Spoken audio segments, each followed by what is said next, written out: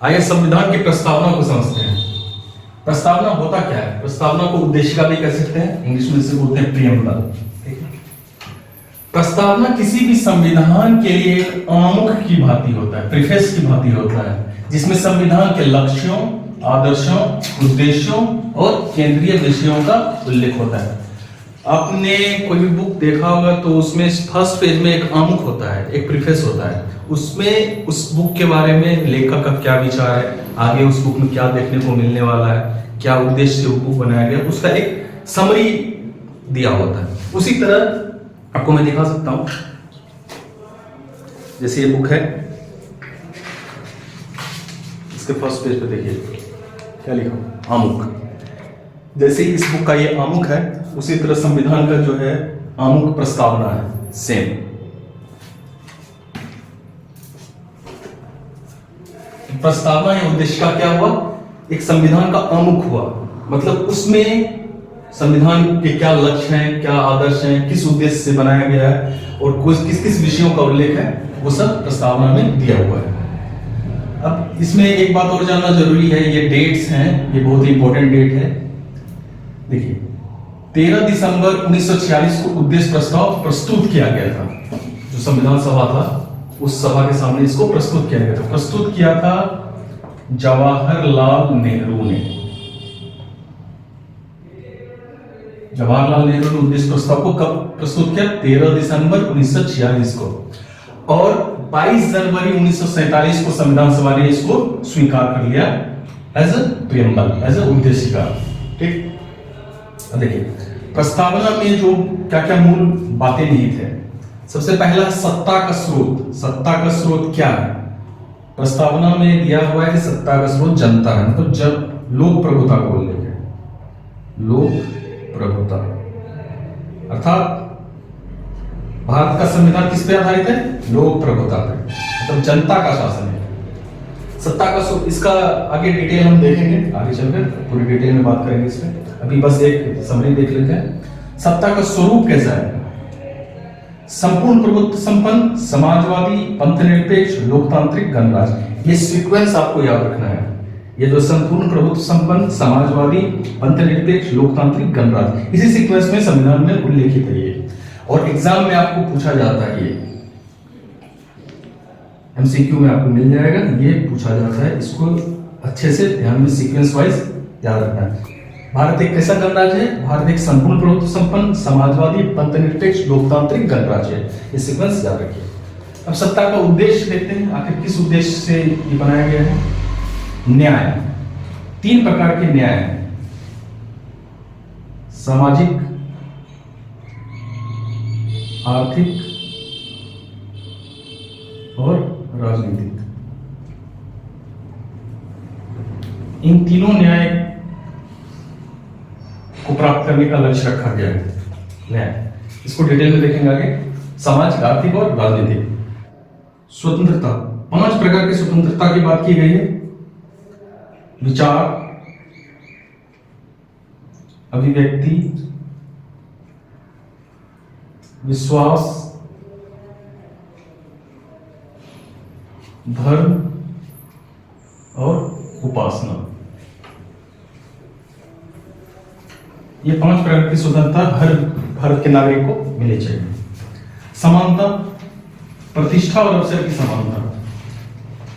प्रतिष्ठा और अवसर की समानता की बात कही गई है। व्यक्ति की गरिमा, एकता और अखंडता और बंधुता, इन सब की भी बात की गई है हमारे प्रस्तावना उद्देशिका ने प्रीएम्बल में।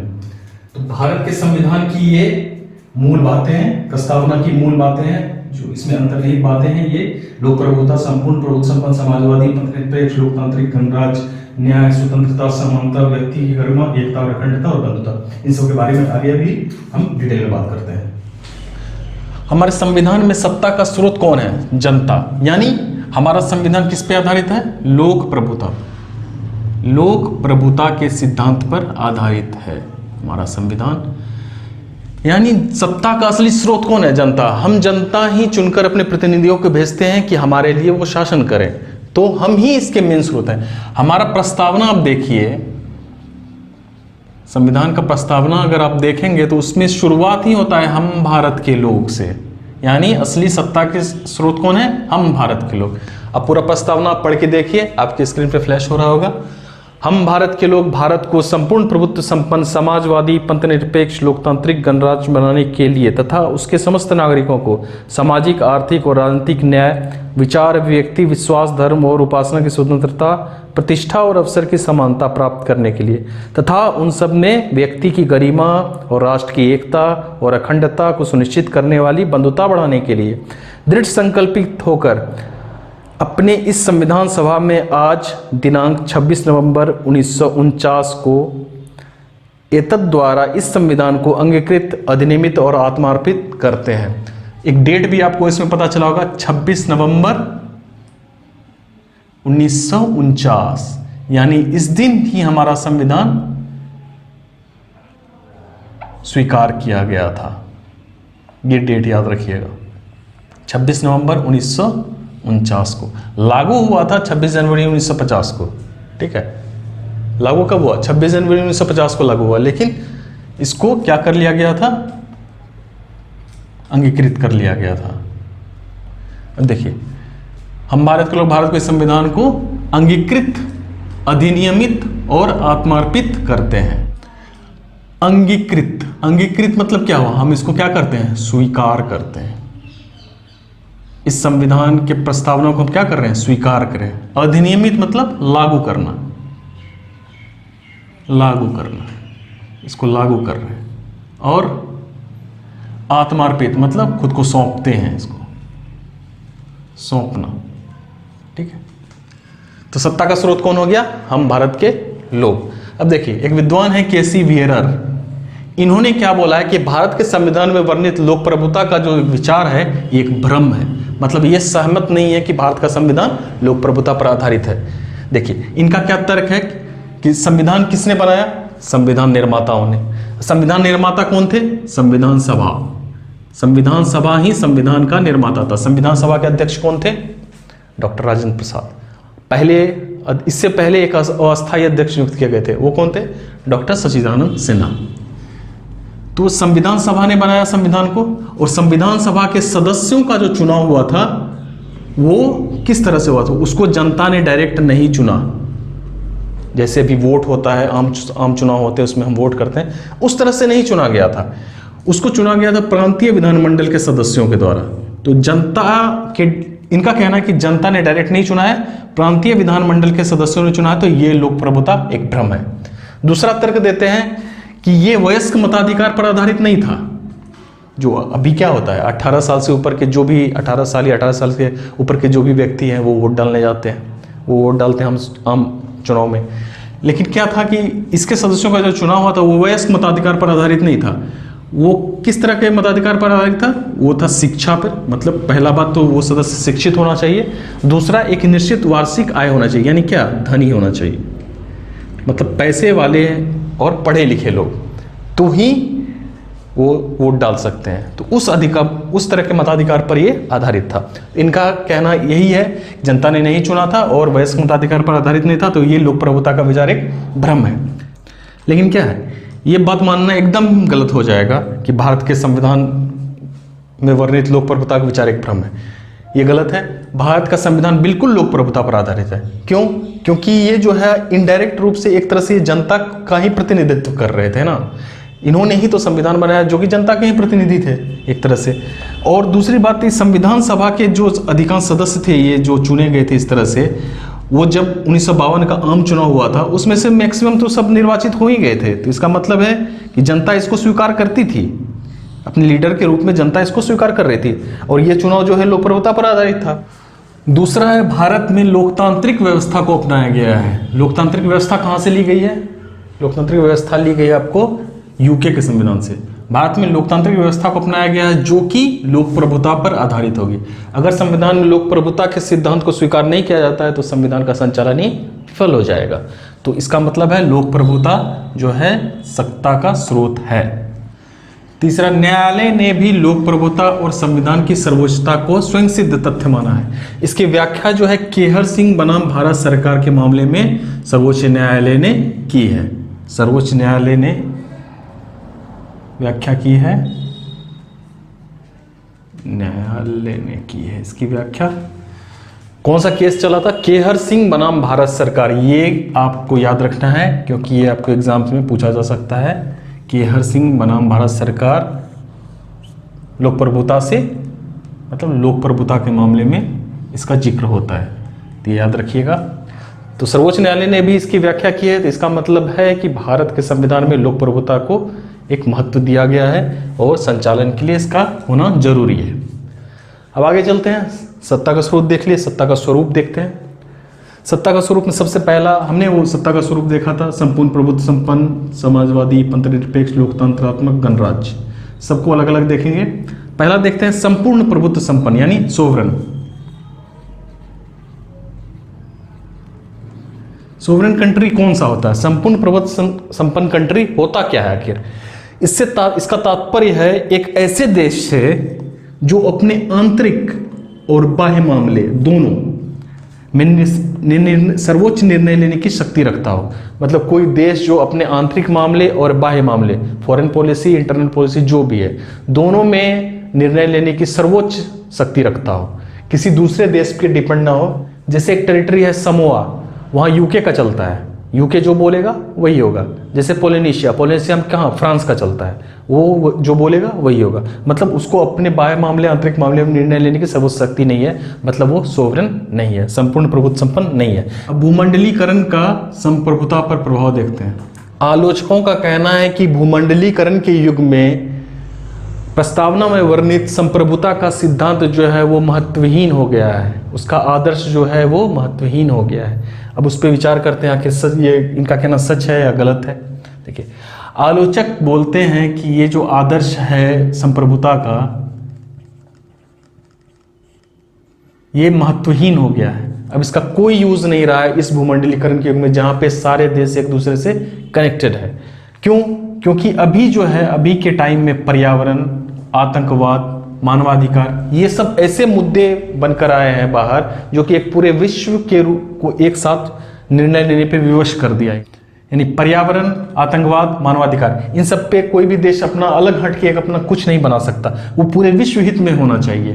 तो ये क्या एक वैश्विक मुद्दे के रूप में स्थापित हुए हैं, इन पे स्वतंत्र निर्णय लेना थोड़ा असंभव सा दिख रहा है। और दूसरी बात, इनका कहना है कि WTO जो वर्ल्ड ट्रेड ऑर्गेनाइजेशन है, विश्व bank, world bank, IMF, international monetary fund, ये सब बहुत सारी ऐसी संस्थाएं हैं जो विकासशील देशों को, गरीब देशों को धन मुहैया कराती है। तो ये क्या करती है, उन सभी देशों के आर्थिक नीतियों को प्रभावित करने की क्षमता भी रखती है। मतलब इसका महत्व जो है बढ़ता जा रहा है, इनका महत्व बहुत ज़्यादा बढ़ता जा रहा है। इन सभी ऑर्गेनाइजेशन ने क्या किया है, किसी भी देश के आर्थिक नीतियों को प्रभावित करके उसको स्वतंत्र निर्णय लेने में बाधा उत्पन्न किया है। तो अब देखिए, इनके तो आलोचक का कहना है, लेकिन इस परिप्रेक्ष्य में हम देखते हैं क्या भूमंडलीकरण के कारण वाकई में भारत क्या एक संपूर्ण प्रभुत्व संपन्न राज्य नहीं रहा है क्या? वो उस पर विचार करते हैं। देखिए, इस भूमंडलीकरण के युग में भी भारत एक संपूर्ण प्रभुत्व संपन्न कंट्री है, संपूर्ण प्रभुत्व संपन्न देश है, इसमें दो राय नहीं है। भारत चाहे आंतरिक मामला हो चाहे बाह्य मामला हो, दोनों में निर्णय लेने में अभी भी स्वतंत्र है, सर्वोच्च निर्णय लेने की शक्ति रखता है। अर्थात ये एक पूर्णतः सोवरेन कंट्री है, पूर्णतः संपूर्ण प्रभुत्व संपन्न देश है। अब बात करते हैं WTO, IMF, वर्ल्ड बैंक, इन सब का। ये जो हमें निर्देश देते हैं, इनको हम मानते हैं। क्यों? क्योंकि हमने स्वैच्छिक रूप से इनकी सदस्यता ग्रहण की है। ये जबरदस्ती हमने इसके निर्णय को अपने पे थोपने नहीं दिया है। इनके ऑर्गेनाइजेशन को की सदस्यता को हमने स्वेच्छा से स्वीकार किया है, और उसमें स्वतंत्र निर्णय लेने में अगर कोई बाधा होती है तो कुछ प्रतिबंध लगाया जाता है, तो वो हमने स्वेच्छा से स्वीकार किया है, हम पर कोई ऐसा दबाव नहीं है। तो इस तरह से भारत एक संपूर्ण प्रभुत्व संपन्न देश है। नेक्स्ट है समाजवाद यानी सोशलिज्म। ये है क्या? समाजवाद एक दर्शन है, एक विचारधारा है। इसके अनुसार है कि सभी समाज में सभी वर्ग के लोग एक समान हो, बराबर हो आपस में।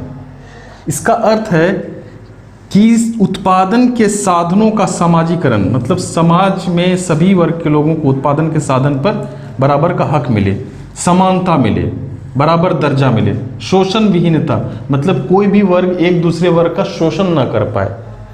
वंचित वर्गों का कल्याण, जो भी पिछड़े लोग हैं, पिछड़े वर्ग के लोग हैं, उनके कल्याण पर फोकस करना है। यही है हमारा समाजवाद। समाजवाद को प्राप्त करने का तरीका कार्ल मार्क्स ने बताया था, जिसको मार्क्सवाद कहते हैं।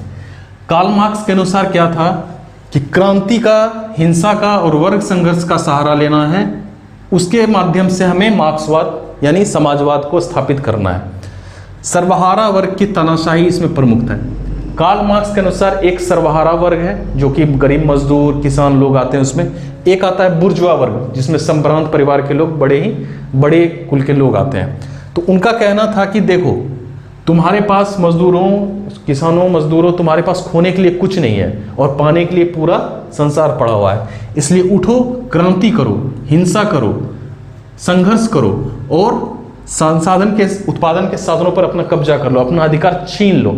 उसका कहना था कि आप छीन लो, मारपीट कर लो, क्रांति कर लो, हिंसा कर लो, उसके माध्यम से समाज में बराबरी लाओ, जो कि मार्क्सवाद कहलाया। लेकिन अलग माध्यम है लोकतांत्रिक समाजवाद, जो कि भारत का संविधान इसको फॉलो करता है। भारत के संविधान के प्रस्तावना में जो वर्णित समाजवाद है, प्रस्तावना में वर्णित समाजवाद जो है वो कैसा है? वो है हमारा लोकतांत्रिक समाजवाद। वो मार्क्सवाद के विचारधारा को फॉलो नहीं करता है, वो लोकतांत्रिक समाजवाद को फॉलो करता है। लोकतांत्रिक समाजवाद को प्राप्त करने के तरीके हैं जैसे नियतकालिक चुनाव, संसद के प्रगतिशील कानून, सामाजिक आर्थिक नियोजन, इन सब के माध्यम से हमें समाजवाद के लक्ष्य को प्राप्त करना है। तो भारत के संविधान में जो वर्णित समाजवाद है लोकतांत्रिक समाजवाद है। इसमें चुनाव आयोग है हमारे पास संसद है जो कि विभिन्न तरह के कानून बनाती है जिससे कि वंचित वर्गों का कल्याण हो सके, शोषण विहीन समाज का निर्माण हो सके। सरकार द्वारा बहुत सारी योजनाओं का संचालन किया जाता है जिससे वंचित वर्गों की रक्षा हो सके, उनका उत्थान हो सके। हमारे सर्वोच्च न्यायालय ने भी समाजवाद को परिभाषित किया है। वो किस केस में किया था? DS नकारा बनम भारत संघ केस में। इस केस में इन्होंने समाजवाद को परिभाषित किया है। सर्वोच्च न्यायालय के अनुसार प्रस्तावना में जो हमारा समाजवाद वर्णित है, प्रस्तावना में वर्णित समाजवाद का अर्थ क्या है? आय और जीवन स्तर की असमानता को दूर करना, मतलब आय और जीवन स्तर की असमानता को दूर करना तथा ऐसी नीतियां बनाना जिससे कमजोर वर्ग का कल्याण हो। मतलब समाज में हर वर्ग के लोगों को आय और जीवन स्तर को ऊंचा करना और ऐसे पॉलिसीज बनाकर उसको इम्प्लीमेंट करना जिससे जो भी वंचित वर्ग हैं उनका कल्याण हो। कल्याणकारी राज्य की अवधारणा को ये प्रमोट करता है हमारा समाजवाद। ये समाजवाद का जो सर्वोच्च न्यायालय के अनुसार जो समाजवाद उन्होंने बताया है उसमें समाजवाद का सैद्धांतिक पक्ष को उन्होंने महत्वपूर्ण बताया ही नहीं है, उसका प्रायोगिक पक्ष को महत्वपूर्ण बताया है। यानी हमारे संविधान में जो प्रस्तावना में वर्णित समाजवाद है वो समाजवाद के प्रायोगिक पक्ष को महत्व देता है, सैद्धांतिक पक्ष को नहीं। समाजवाद जो हमारे संविधान में वर्णित है वो विचारधारा नहीं है, वो एक नीति के रूप में कार्य करती है। मतलब मेन ये नीति है और इसका प्रायोगिक पक्ष महत्वपूर्ण है। इसमें कहना क्या है? आय और जीवन स्तर की असमानता को दूर करना है और कमजोर वर्ग का कल्याण करना है। अगला शब्द देखेंगे पंथ निरपेक्ष यानी सेक्युलर। भारत एक पंथ निरपेक्ष राष्ट्र है। कहीं कहीं आप कंफ्यूज कर जाते हैं धर्म निरपेक्ष और पंथ निरपेक्ष से, दोनों अलग अलग हैं। कुछ बुक्स में आपको पंथ निरपेक्ष का धर्म निरपेक्ष लिखा हुआ दिखेगा। सामान्य अर्थों में चलता है धर्म निरपेक्ष पंथ निरपेक्ष एक जैसा ही है, लेकिन अगर वास्तविक अर्थों में देखें तो पंथ निरपेक्ष धर्म निरपेक्ष दोनों अलग अलग चीजें हैं। इसके लिए हमें थोड़ा समझना पड़ेगा धर्म क्या है, रिलीजन क्या है। देखिए, धर्म भारत में जो है धर्म का एक व्यापक अर्थ है। ये धृ धातु से निकला है, संस्कृत के धृ धातु से निकला है। ये क्या है? इसका अर्थ है धारण करना। धर्म का अर्थ क्या है? धारण करना या धारण करने योग्य। ये एक सिद्धांत है। क्या सिद्धांत है? आचरण। ये आचरण संहिता है, आचरण संहिता है या कर्तव्य है। देखिए, धर्म क्या है? भारत में बहुत बड़ा व्यापक शब्द है, जैसे पितृधर्म, मातृधर्म। ये सब मतलब है कि पिता के प्रति जो हमारा कर्तव्य है उसका पालन करना, वो पितृधर्म है। माता के प्रति जो हमारा कर्तव्य है उसका पालन करना मातृधर्म है। ठीक है, तो धर्म जो है एक व्यापक शब्द है, जबकि रिलीजन जो है, रिलीजन एक लैटिन शब्द रिलीगेर से लिया गया है। इसका मतलब होता है बांधना या जोड़ना। मतलब ये जुड़ाव किसके किसके बीच है? मनुष्य और ईश्वर के बीच, यानी मनुष्य हम लोग इहलौकिक है, इसका संबंध किससे जुड़ाव दिखाना है हमें? पारलौकिक से, ईश्वर से। तो वो एक रिलीजन है, ये भी एक सिद्धांत है, बट ये अंग्रेजों का दिया हुआ है, यूरोप वासियों का दिया हुआ है। धर्म हमारा है, धर्म एक व्यापक अर्थ है, रिलीजन इसका एक संकुचित रूप है। ठीक, हमारा जो सेक्युलरिज्म है वो इससे मिलता जुलता है, रिलीजन से मिलता जुलता है, क्योंकि यहां पे हम इहलौकिक पारलौकिक जीवन को जोड़ने की बात कर रहे हैं। प्रस्तावना में जो शब्द है पंथ निरपेक्ष, उसका मतलब देखते हैं। पंथ जो है एक लैटिन वर्ड, लैटिन शब्द कल्ट्स से लिया गया है। कल्ट्स, इसका अर्थ होता है पूजा करना। अब ये जो पंथ है, सेक्ट जो है, एक ऐसा समूह होता है जो कि एक खास विश्वास, खास प्रथाओं में अपना बिलीफ रखता है, उसके प्रति अपना अटूट समर्पण प्रदर्शित करता है। तो हमारे संविधान में जो सेक्युलरिज्म शब्द है वो इससे रिलेटेड है, इस रिलीजन से रिलेटेड है, ना कि इस धर्म से। जनरली हम लोग पंथ निरपेक्ष के जगह धर्मनिरपेक्ष लिख देते हैं, धर्मनिरपेक्ष बोल देते हैं, बोलचाल में वो ठीक है, चलता है, बट अगर आप सही मायने में जाएं तो हमारा धर्मनिरपेक्ष ना होकर क्या है? पंथ निरपेक्ष। धर्मनिरपेक्ष हो गया मतलब आप यहाँ जो हमारे ग्रंथ में धर्म का उल्लेख है उसके हिसाब से धर्मनिरपेक्ष होना मतलब क्या? पिता के प्रति जो कर्तव्य है उसका पालन नहीं करना। तो वैसा नहीं है, हमारा रिलीजन से इससे मिलता जुलता है ये सेक्ट, ये पंथ निरपेक्ष जो है इससे मिलता जुलता है, ना कि इससे। अब देखिए पंथ निरपेक्ष राज्य की विशेषता क्या क्या है? पहला कि सार्वजनिक जीवन में कोई धर्म ना हो, मतलब जो देश है, जो भी इसका राष्ट्र है, उसका कोई सार्वजनिक जीवन में कोई धर्म ना हो। धर्म मतलब इस रिलीजन से बात कर रहा हूं मैं, मतलब उसका कोई अपना रिलीजन ना हो। व्यक्तिगत जीवन में प्रत्येक व्यक्ति को धर्म की स्वतंत्रता है, मतलब कोई भी रिलीजन को पालन करने, कोई भी पंथ का पालन करने, उसको मानने की स्वतंत्रता है। जैसे कोई मुस्लिम धर्म ग्रहण करते हैं, कोई हिंदू, कोई क्रिश्चियन, तो उसको अपने व्यक्तिगत जीवन में, अपने व्यक्तिगत जीवन में उसको कोई भी धर्म यानी कोई भी पंथ को मानने की स्वतंत्रता है, उसका अनुसरण करने की स्वतंत्रता है। राज्य अपने नागरिकों में धर्म के आधार पर भेदभाव नहीं करता, मतलब आप किसी भी धर्म के व्यक्ति हो, किसी भी पंथ को मानने वाले हो, आप पे राज्य जो है भेदभाव नहीं करेगा किसी भी आधार पर। अब देखते हैं भारत एक पंथ निरपेक्ष राज्य है कि नहीं है? बिल्कुल है, भारत एक पंथ निरपेक्ष राज्य। क्यों? क्योंकि भारत में राज्य का कोई धर्म नहीं, मतलब भारत का अपना कोई धर्म नहीं है। ये किसी भी विशेष धर्म को, किसी भी विशेष पंथ को स्वीकृति नहीं देता है कि वो मेरा राष्ट्रीय है, राष्ट्रीय धर्म है। ऐसा कोई भी धर्म नहीं है, सभी धर्म को समान मानता है ये। दूसरा, भारत में सार्वजनिक जीवन धर्म के प्रभाव से मुक्त है। थर्ड है, भारत में प्रत्येक नागरिक को धार्मिक स्वतंत्रता प्राप्त है और यह एक मौलिक अधिकार है। धार्मिक स्वतंत्रता का अधिकार भी एक मौलिक अधिकार के अंतर में आता है। मौलिक अधिकार जो है भारत के संविधान में भाग 3 में दिए गए हैं।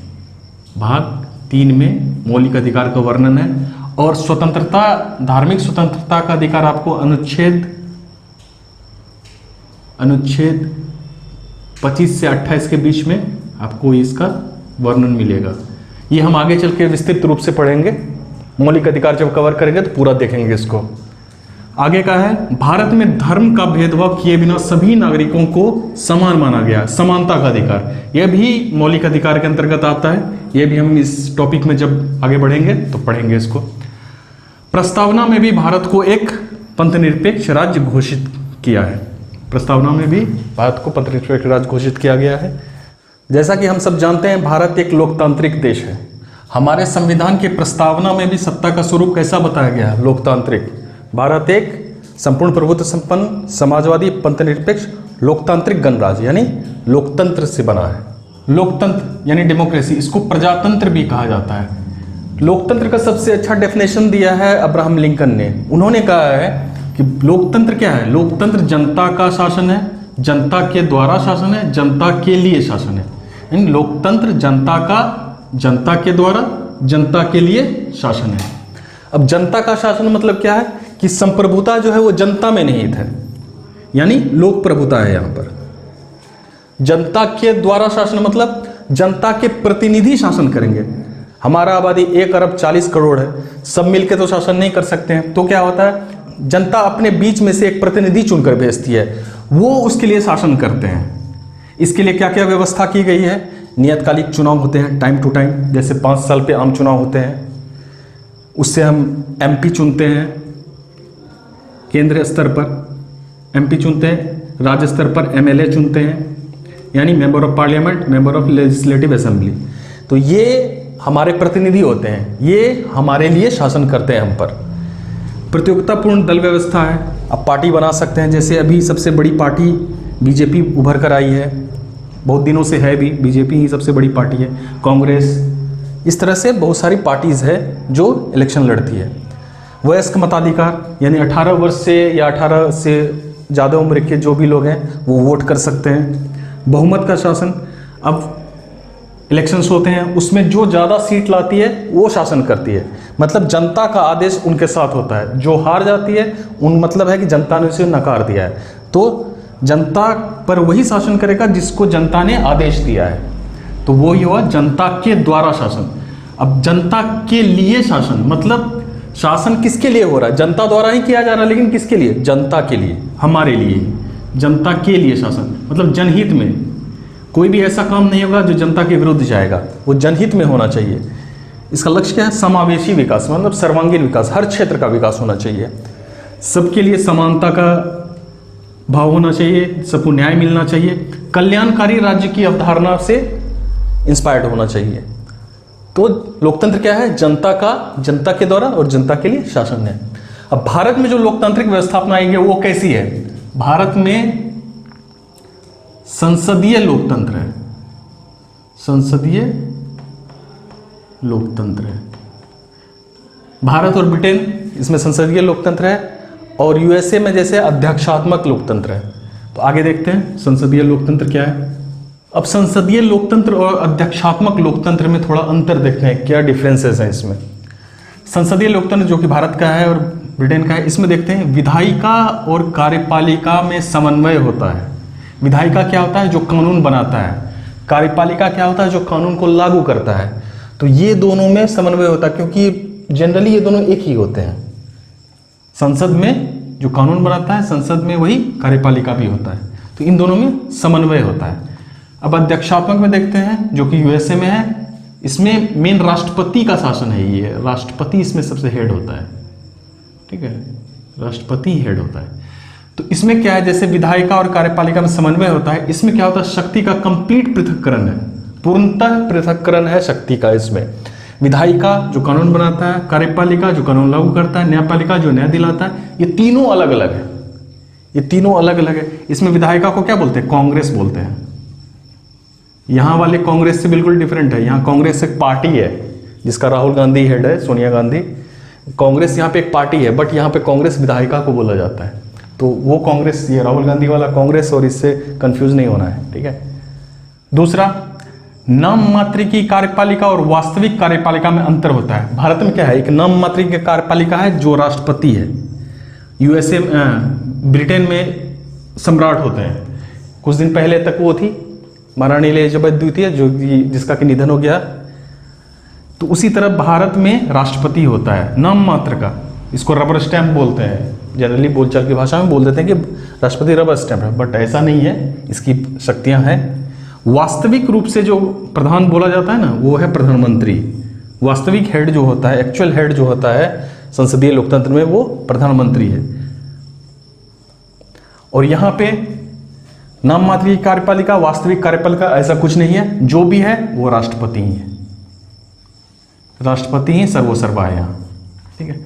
एक बात और, भारत में सबसे ऊपर है संविधान और यूएसए में सबसे ऊपर रहता है न्यायपालिका। न्यायपालिका सर्वोच्च है, भारत में संविधान सर्वोच्च है। यहाँ पे राष्ट्रपति ही नाम मात्र का, वास्तविक ऐसा जो भी है वो राष्ट्रपति है। यहाँ पे वास्तविक कार्यपालिका और नाम मात्र की कार्यपालिका में अंतर है। भारत में राष्ट्रपति जो है नाम मात्र का है और प्रधानमंत्री ही वास्तविक कार्यपालिका होती है। सारी शक्तियाँ एक्चुअल में यही यूज़ करता है। राष्ट्रपति की भी शक्तियाँ एक्चुअल में प्रधानमंत्री ही यूज़ करता है। भारत में 2 इलेक्शंस हो गए हैं। इस बार नरेंद्र मोदी ने तीसरी बार लगातार प्रधानमंत्री की शपथ ली है। यूएसए में भी इलेक्शंस होने वाले हैं, जिसमें कि मुख्य कैंडिडेट कौन है? जो बाइडेन और अपने ट्रंप, उन दोनों में इस बार चल रहा है कॉन्टेस्ट। 2024 में राष्ट्रपति का चुनाव होने वाला है वहाँ पे। अब नेक्स्ट आते हैं सामूहिक उत्तरदायित्व। यहाँ सामूहिक, भारतीय संविधान में सामूहिक उत्तरदायित्व का सिद्धांत है, यानी जो मंत्री परिषद है हमारा वो लोकसभा के प्रति सामूहिक रूप से उत्तरदायी है, ठीक। लेकिन अध्यक्षात्मक लोकतंत्र में ऐसी कोई व्यवस्था नहीं है। वास्तविक कार्यपालिका यानी कि पीएम जो है उसको कार्यकाल की सुनिश्चितता नहीं है, लेकिन अध्यक्षात्मक लोकतंत्र में राष्ट्रपति को कार्यकाल की सुनिश्चितता है, वो 4 वर्ष है, यहाँ सुनिश्चितता है।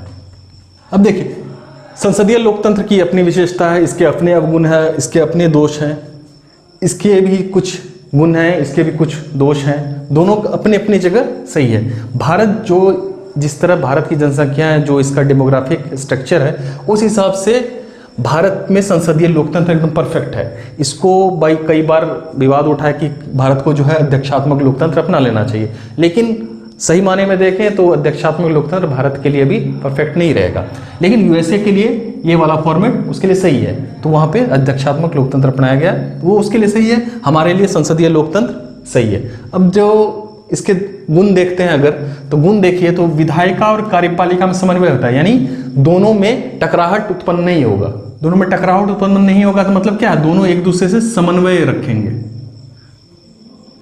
सहयोगपूर्ण संबंध रहेंगे दोनों में। दूसरी बात, सामूहिक उत्तरदायित्व का सिद्धांत है, यानी इसमें हमारा क्या है, तानाशाही से रक्षा हो रहा है, तानाशाही नहीं आ सकता है क्योंकि सामूहिक उत्तरदायित्व का सिद्धांत है। अब इसके अवगुण में देखिए, इसके दोष भी हैं। दोष में देखिए कि कार्यकाल की सुनिश्चितता नहीं है, अर्थात राजनीतिक अस्थायित्व का खतरा है, और दूरगामी निर्णय, जनहित के कठोर और दूरगामी निर्णय लेने में थोड़ी बाधा उत्पन्न होती है। अब चलते हैं अध्यक्षात्मक लोकतंत्र की तरफ। तो जो इसका गुण है उसका अवगुण है, जो इसका दोष है वो उसका गुण है। अब जैसे देख लीजिए, इन दोनों में क्या है, यहाँ पे समन्वय है, समन्वय की राजनीति है। यहाँ पे क्या, शक्ति का पृथक्करण है, विधायिका अलग है, कार्यपालिका अलग है, न्यायपालिका अलग है, मतलब इन दोनों के बीच टकराहट हो सकती है। राष्ट्रपति जो है यहाँ सर्वोसर्वा है, वो तानाशाह बनने की ओर अग्रसर हो सकता है, मतलब राष्ट्रपति यहाँ पे बहुत पावरफुल होता है, वो तानाशाह भी बन सकता है। अब इसके गुण देखते हैं। यहाँ पे क्या है, सुनिश्चितता है कार्यकाल की, मतलब राजनीतिक स्थायित्व है, जनहित में कठोर और दूरगामी निर्णय लेने में आसानी होती है। तो इसके अपने अपने विशेषताएं हैं। भारतीय संसदीय प्रणाली जो भी है वो समय के साथ परिपक्व होती गई है। देखिए 1996 से लगभग 2000 ईस्वी तक यहाँ पे अस्थायित्व का दौर रहा, अस्थायित्व का दौर रहा, सरकारें फेल हो गई, गिर गई, मध्यकालीन चुनाव हुए, फिर लेकिन आगे चलकर हमारी जो संसदीय प्रणाली है वो ज़्यादा परिपक्व हुई। कैसे, गठबंधन की राजनीति आई, परिपक्व हुआ किस रूप में, गठबंधन, गठबंधन की राजनीति के द्वारा। अब क्या है, मेन पार्टियां एक साथ मिलकर ग्रुप बना लिया है उन लोगों ने। 2 ग्रुप अभी चल रहा था, एनडीए और UPA. NDA national democratic alliance, ये बीजेपी द्वारा हेड किया जाता है, इसके मेन मुख्य पार्टी है इसमें बीजेपी, भारतीय जनता पार्टी, ठीक है, इसके द्वारा ये हेड किया जाता है, नेशनल डेमोक्रेटिक अलायंस।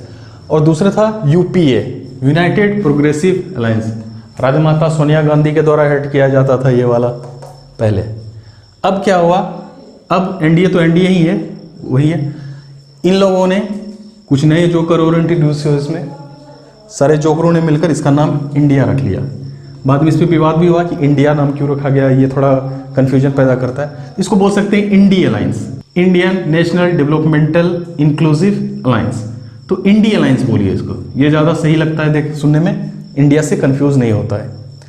तो इंडी अलायंस बनाया इन लोगों ने, जो कि ये कांग्रेस के द्वारा हेड होता था, ये अभी भी कांग्रेस के द्वारा ही हेड होता है, हमारे होनहार पप्पू महोदय के द्वारा ये चलाया जा रहा है अभी, एक तरह से समझ लीजिए, हेड वही है राहुल गांधी जी।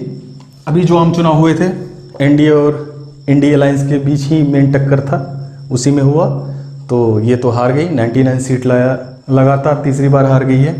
इस बार थोड़ा इज्जत बच गया, इस बार मुख्य विपक्षी पार्टी का तमगा मिल गया इसको, पिछले बार तो वो भी नहीं था।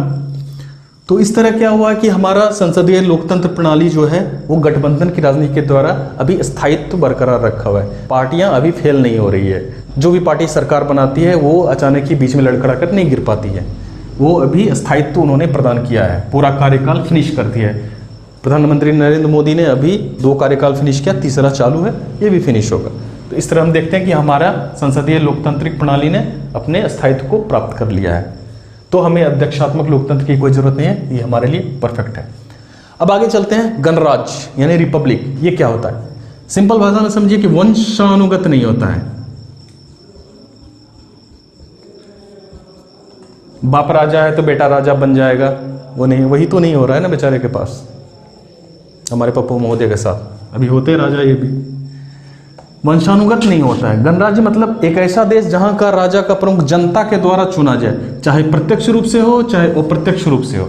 जनता डायरेक्ट उसको चुने या जनता अपने प्रतिनिधियों के माध्यम से उसको चुने, तो दोनों में, लेकिन चुना जाना चाहिए जनता के द्वारा, वंशानुगत नहीं होना चाहिए, वंशानुगत नहीं होना चाहिए। तो वही एक गणराज्य है। तो भारत क्या है? एक गणराज्य है, रिपब्लिक है।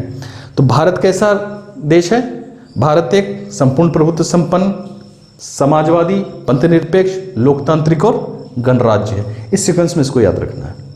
अब सत्ता के उद्देश्य की तरफ चलते हैं। संविधान की प्रस्तावना में न्याय शब्द दिया गया है। न्याय जो है 3 संदर्भों में इसका अर्थ है, एक सामाजिक, आर्थिक और राजनीतिक। मतलब सामाजिक न्याय, आर्थिक न्याय और राजनीतिक न्याय। सामाजिक न्याय से तात्पर्य क्या है? समाज के सर्वांगीण विकास से मतलब है, सर्वांगीण विकास हो, समाज के हर क्षेत्र में विकास हो, ठीक है। आर्थिक न्याय का क्या अर्थ हुआ?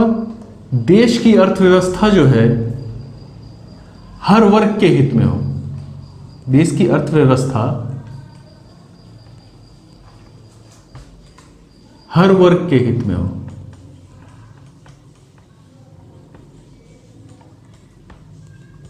यानी क्या हो? निष्पक्ष हो। उसके बाद आता है राजनीतिक न्याय। राजनीतिक न्याय इसका अर्थ है देश की राजनीतिक व्यवस्था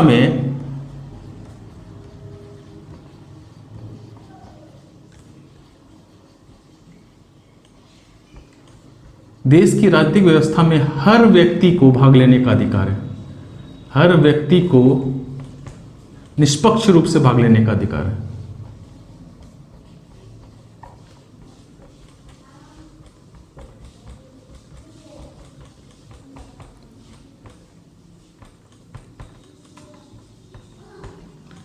अर्थात हमारी प्रस्तावना जो है 3 तरह के न्याय की व्यवस्था करती है, सामाजिक न्याय, आर्थिक न्याय और राजनीतिक न्याय।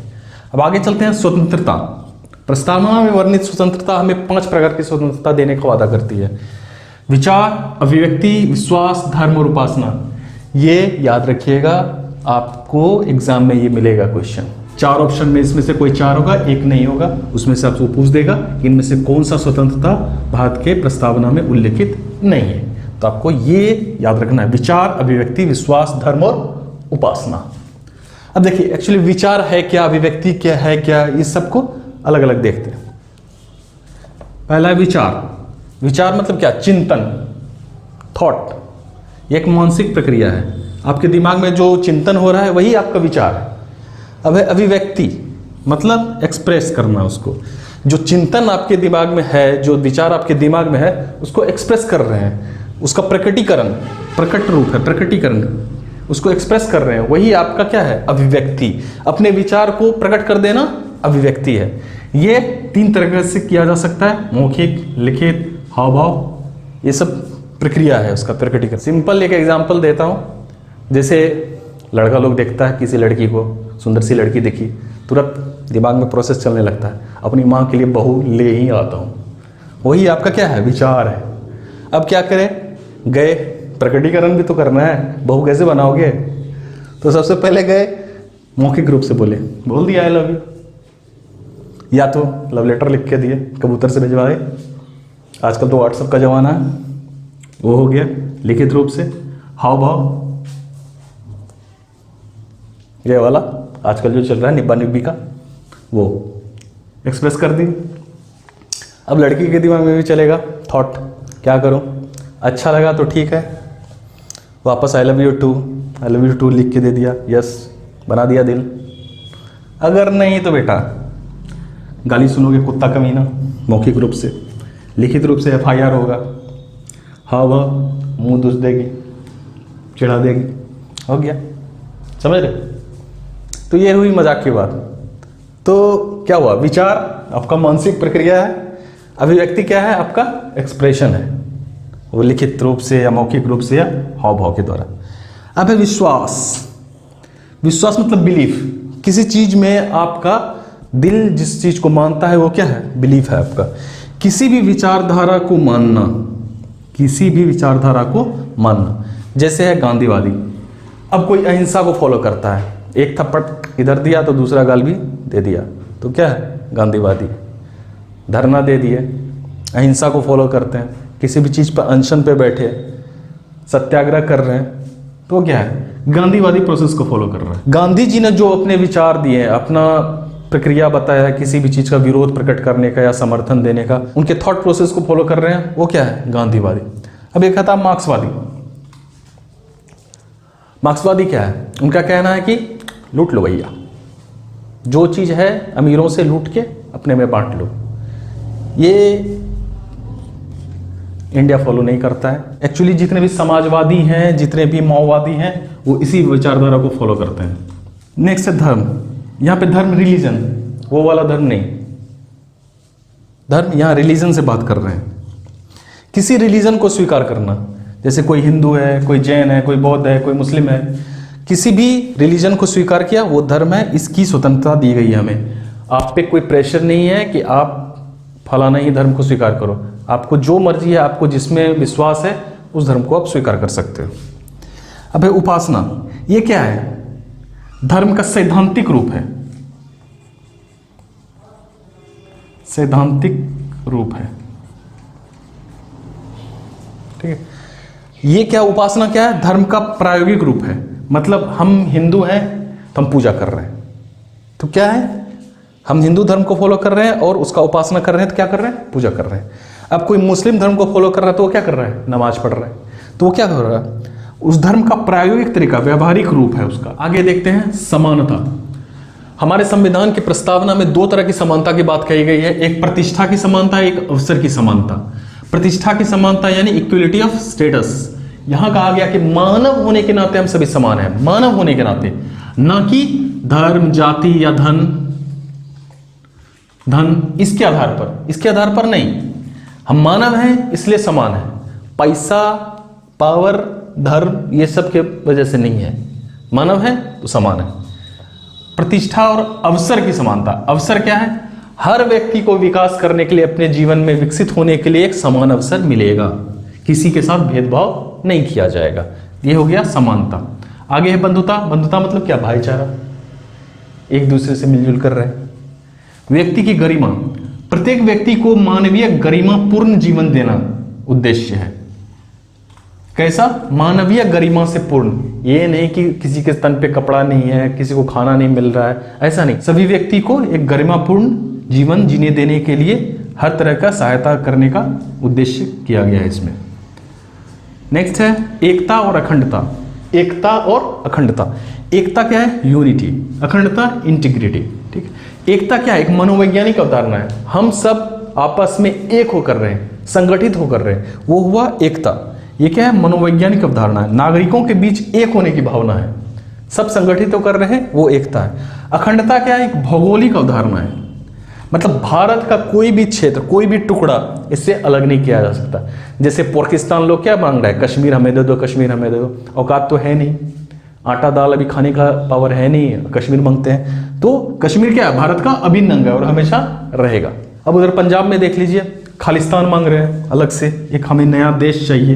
बोले क्या, खालिस्तानी समर्थक है, एक पंजाब का टुकड़ा करके कुछ पाकिस्तान का कुछ टुकड़ा मिलाकर एक देश बनाने की सोच रहे हैं। तो वो क्या है, भौगोलिक अवधारणा के खिलाफ है। भारत का वो क्षेत्र अलग नहीं किया जा सकता। अब प्रस्तावना का मूल्यांकन करते हैं, आलोचक इसके बारे में क्या कहते हैं वो भी देखते हैं, इसका महत्व है भी कि नहीं है वो भी देखेंगे।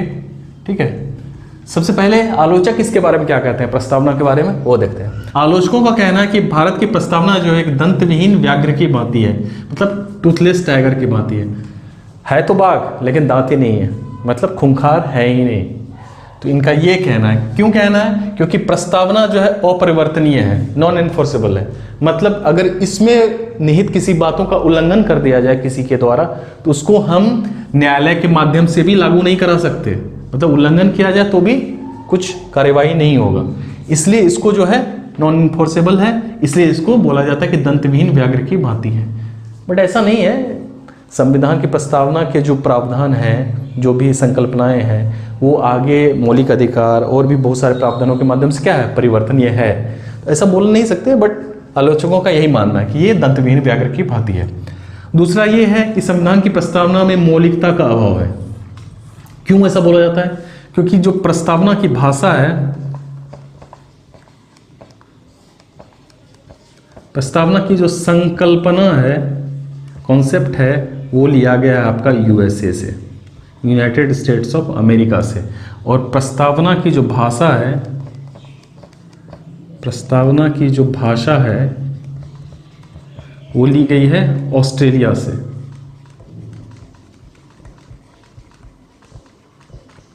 इसलिए बोलते हैं कि ये प्रस्तावना जो है अमौलिक है, मौलिक नहीं है, मौलिकता का अभाव है।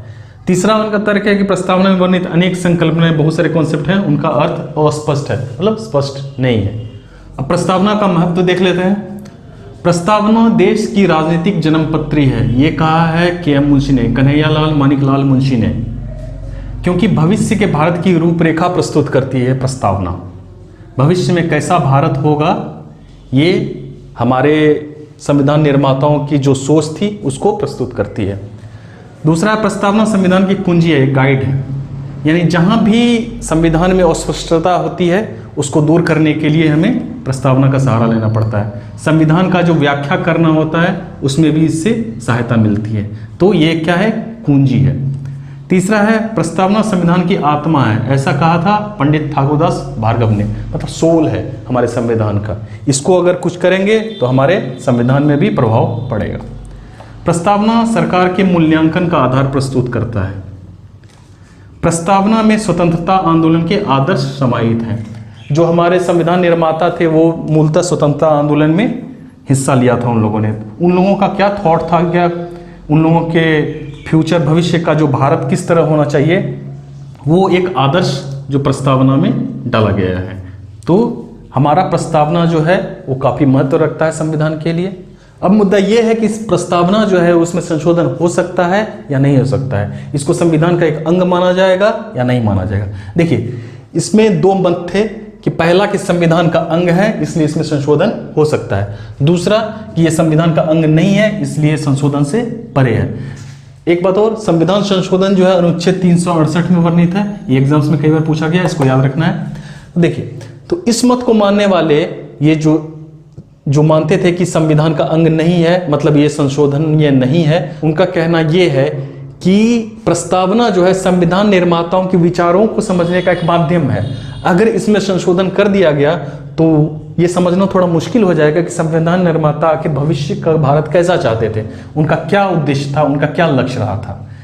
इसलिए इसको वो संशोधनीय नहीं मानते हैं। लेकिन न्यायालय के अनुसार संविधान का ये अंग है, इसका मतलब ये संशोधनीय है, क्योंकि अगर इसको संशोधन से परे माना गया तो ऐतिहासिक विकास के कालक्रम में ये अप्रासंगिक हो सकता है, इनका कोई महत्व नहीं रह जाएगा। तो अभी जो स्थिति है उसके अनुसार सर्वोच्च न्यायालय के अनुसार प्रस्तावना संविधान का अंग है और संशोधनीय है। ये 3 केस बहुत ही इंपॉर्टेंट है संविधान के प्रस्तावना से रिलेटेड। एक है बेरोबारी विवाद, ये 1960 में हुआ था। इसमें संविधान का अंग नहीं माना गया था, प्रस्तावना को बोला गया था संविधान का अंग नहीं है। लेकिन आगे केशवानंद भारती बनाम केरल राज्य, ये बहुत ही इंपॉर्टेंट मामला है, बहुत ही इंपॉर्टेंट केस था ये। अभी हाल फिलहाल में केशवानंद भारती की मृत्यु हुई है, तो ये इससे और भी इंपॉर्टेंट बनाता है इस बात को, ये याद रखिएगा। केशवानंद भारती बनाम केरल राज्य 1973 में केस हुआ था। इसमें प्रस्तावना को संविधान का अंग माना गया है, मतलब संशोधनीय माना गया है। इसी केस में एक आया था मूल ढांचे का सिद्धांत।